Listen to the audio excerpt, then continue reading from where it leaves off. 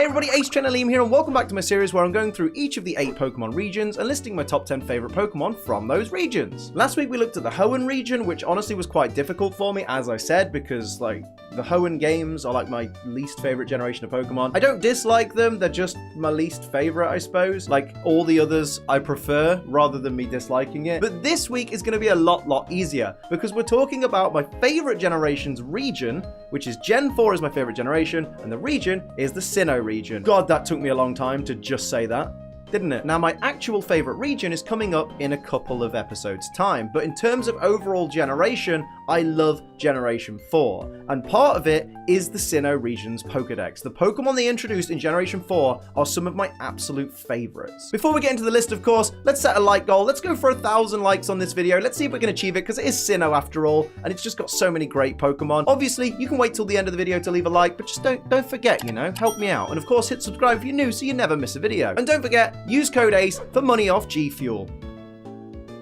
This is Blue Ice, and it tastes wonderful. But of course, with all that out of the way, let's have a look at my top 10 favorite Pokemon from Sinnoh. Number 10, Mismagius. I've talked about how I can't pronounce this Pokemon before. I'm going to go with Mismagius because I think of it as a maid. Like, that's what it's based on. It's based on a mage. I'm going to go Mismagius, even though there is probably another pronunciation that's probably more correct. Let's just get that out of the way. We've mentioned this before in the Ghost Types video. Let's not go through that again, although we just have. This Pokemon looks incredible. I love the idea of the kind of mage hat, the witch vibe that you get from it. It looks like a creepy ghost Pokemon, as a ghost type Pokemon should, and it's not terrible in battle. As I've said before, in a previous video, I used this Pokemon kind of in the same way that I use Chandelure. Maybe throw Confuse Ray, Will-O-Wisp, Hex on there, have a little muck around with that. It's a really fun Pokemon to use, and I've had a great time using that Pokemon when Chandelure is, for whatever reason, indisposed. And of course, we've got the Final Fantasy IX link as well, because it kind of reminds me of Vivi, and Vivi's like my favorite Final Fantasy IX character, so it just works out perfectly. Number 9, Scum Tank. Now, this is the token Ace Trainer Liam. Wow, this Pokemon is so ridiculous entry for this list, because it is ridiculous. It's a skunk combined with a tank. Who thought that was a good idea? Who thought back in what, 2004, 2005, they would have been designing the Pokemon for Pokemon Diamond? Who then thought, hey, do you know what'd be a great idea? Why don't we cross a skunk and a tank? Wouldn't that be amazing? We'll make it poison because it's a skunk. We'll make it dark because tanks are kind of evil. Why not? Oh, by the way, when it evolves from Stunky, give it Flamethrower, because why not? It's just such a stupid, ridiculous Pokemon, but somehow comes out of it looking cool, having an amazing shiny, and not being terrible. I mean, Poison Dark, it's only weak to ground. It's immune to psychic type moves. It can't be poison because it's a poison type. It's great. I love it. Scum Tank, you're just amazing. You're just stupid. Number 8, Weavile. Now, Weavile instantly is a Pokemon that I thought of when I thought of making this list because of its shiny. That pink and yellow shiny is absolutely wonderful, and I'm so happy that I finally got one in Pokemon Go after ages and ages of trying. But on top of that, Weavile's just a great Pokemon. It's an absolute glass cannon, and it's even more of a glass cannon because it's an ice type. You can literally shatter this Pokemon if you really try hard enough. Really doesn't like fighting type moves, but you can pop a focus sash on it, and you can absolutely clean house with this Pokemon because it does have a decent amount of power behind it, and that's great. Not to mention, it does look super sinister, and I know for a fact that Weavile is a lot of people's favorite Pokemon, and I can totally understand why. It's absolutely fantastic. By the way, don't forget to leave a comment if Weavile is your favorite Pokemon, or if you hate it. I don't care either way. What matters to me is that I love Weavile. I just think it's really cool, and I don't want to just reduce all of my explanation of Weavile down to it's really cool, but it is really cool. Everyone's gonna think that's an ice type pun, and I didn't mean it to be. Number 7, Toxicroak. From the moment I laid eyes on Toxicroak, I thought this thing looks mean. This thing looks like an absolute bruiser. I wonder if this is a fighting type.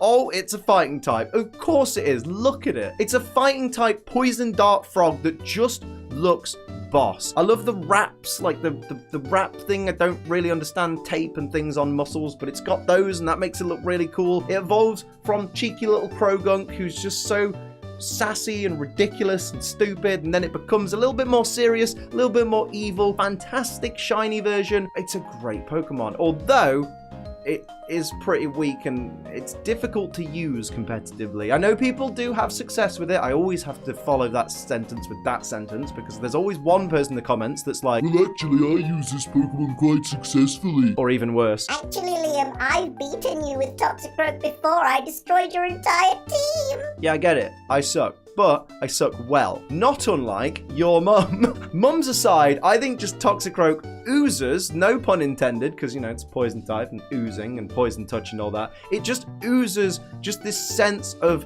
absolute badassery. It looks intimidating, it looks evil, and it works so well as a Pokemon. It's a fantastic design. It's another of those Pokemon that is just a welcome and wonderful addition to the Pokemon roster. Number 6, Drifblim.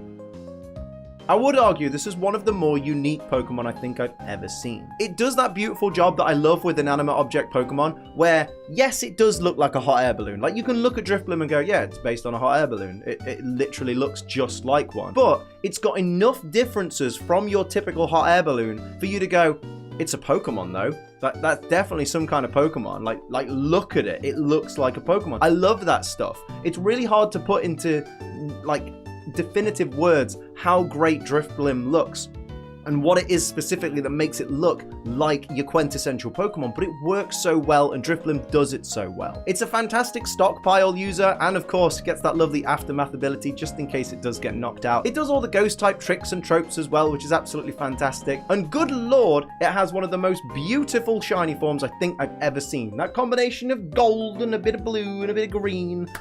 Oof. Fantastic. Number 5, hunchcrow. And yes, this is the second Pokemon in the list that is wearing a hat, or at least has a hat formed as part of its head. But ignoring headwear, hunchcrow is an absolute boss, which, you know, makes sense because it's the big boss Pokemon. But out of all the dark and flying Pokemon, I think hunchcrow's probably my favorite. The purple shiny, or purpley pink, you know, whatever your preference is really, really striking and works really, really well as a shiny version. Definitely a really good alternative to original hunchcrow. But just in general, design-wise, hunchcrow is done so well. Like, the whole point of it is it's supposed to be the boss of the Murkrow. So you see the Murkrow looking like little gangster crows, you know, because of Murkrow. And then you see hunchcrow with his ruffled neck and looking a little bit more regal, looking a bit like a godfather kind of figure, and it just works perfectly. It's such a brilliant design that it's very difficult to fault hunchcrow on a design aspect. Not only that, it can be a fantastic asset in battle as well, especially with things like big pecs or super luck, which is way more important. And overall, from top to bottom, it just works incredibly well. So I'm just very, very happy with hunchcrow. Absolutely love it. Number 4, dialga.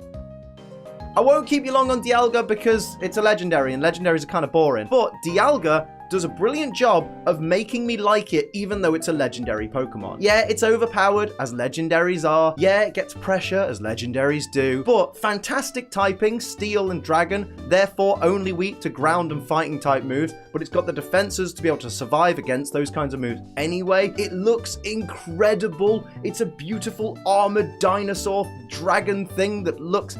It just looks amazing. Its shiny version with that shade of kind of greeny blue rather than the regular traditional blue. Oh, it's just, I could gush over Dialga all day. It's definitely up there as one of my favorite legendaries, and I don't think anything's shaking it because it's just so absolutely cool. Zamazenta and Zacian can bugger off. Give me another Dialga. Number 3, Electivire. This is everything that Electabuzz needed. Electabuzz always had something missing, in my opinion. I mean, I loved its tail. Its tail's really cool, and that is missing from Electivire. So that's something new that Electabuzz is kind of missing. But Electivire is so cool. Such a great addition to the Electabuzz line, especially after Elekid was like, okay, it evolves from this. Sure, cool, why not? Electivire, absolutely wonderful. It's so great. It's got that raw power that a big bruising electric Pokemon needs. It's got that intimidating evil look about it that makes it look so menacing. When it comes out on the field, you do kind of get that sense of, oh no, okay, there's an Electivire. That's kind of terrifying. It gets the motor drive ability, so you can trick people into increasing your speed, which is always an absolute blessing. It's got a great move pool as well, so it can get things like Rock Slide and Earthquake and Ice Punch and all that wonderful jazzy stuff. It's great. Its shinies are bit lackluster. Like, I'm not going to pretend it isn't. Its shiny is kind of boring in terms of, like, changes that a shiny Pokemon undertakes. But other than that, I can't really say many bad words about Electivire. I absolutely love it, and I think it's something that Electabuzz really needed. Number 2, Empoleon. My favorite starter Pokemon of all time, Empoleon, absolutely deserves to be in this list, and it almost got the top spot, just missed out, but let me tell you why I love Empoleon. We'll start off ability-wise, just because the only ability I ever want on my Empoleon is the Defiant ability. What a great hidden ability. You get intimidated, they minus your attack to -1, you power it back up by 2 stages, so you end up at +1. They lower your defense, your attack goes up, they lower your evasion, your attack goes up, whatever. It's amazing. Defiant can really build Empoleon into a wonderful, wonderful battler. On top of that, it's a steel type, which gives it so many wonderful resistances, allowing Empoleon to battle against so many different types of opponent. Its design is incredible. You took an Emperor Penguin and a Trident, basically, and you amalgamated them into one of the coolest looking starter Pokemon there ever was. This thing is absolutely boss. I know one of my friends doesn't like it, and I can't remember which one it is, but stop it.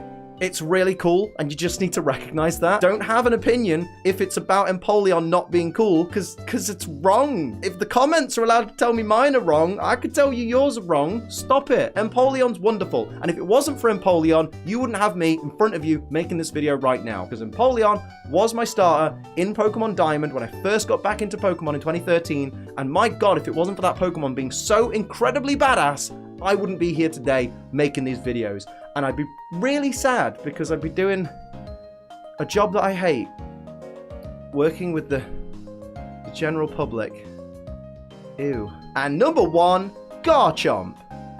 Now, it used to be Empoleon in the top spot, I think, for my Sinnoh list, but I'm gonna go with Garchomp just because I love this thing. I think it's great. I find myself in every Pokemon randomized game that ever has the opportunity for me to get a Garchomp, just looking and searching and hoping for Garchomp to appear. It's just got one of the absolute best designs of any Pokemon. It's instantly recognizable as a Pokemon. It's instantly recognizable as a threat. It has so many great ways to build it, whether it's Choice Scarfed or whether it's Assault Vested. It's got a terrible Mega that we won't talk about. It's not terrible. The Mega actually looks cool to me, but it's not as good in battle, and it doesn't look as cool as original Garchomp. And let's not talk about its garbage shiny either. Look, there are some problems with Garchomp, but one of the parts of appreciating something is noticing its flaws. Like the same way you look at me and you think I'm absolutely beautiful, but then you see this massive 10 head and you go, yeah, maybe he's not the best. No, he's still the best. Garchomp's still the best. Ace Trainer Liam's still the best. Garchomp is still the best, but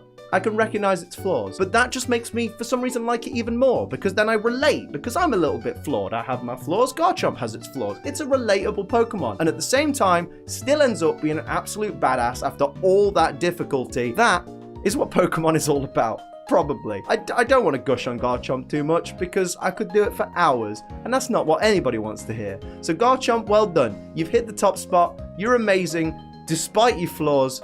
Well done, mate. You're the best Sinnohmon, in my opinion. So that'll do it for my top 10 Sinnoh Pokemon. Let me know in the comments what your top 10 Sinnoh Pokemon are. And of course, hit like on the video. We are aiming for 1,000 likes. And hit subscribe if you're new so you never miss a video from me. They come out pretty much every day at the moment. If you want to support the channel like these lovely people down here do, pledge to my Patreon, patreon.com/AceTrainerLiam, and use code ACE for money off G Fuel. But until next time, I'm Ace Trainer Liam. Keep on training.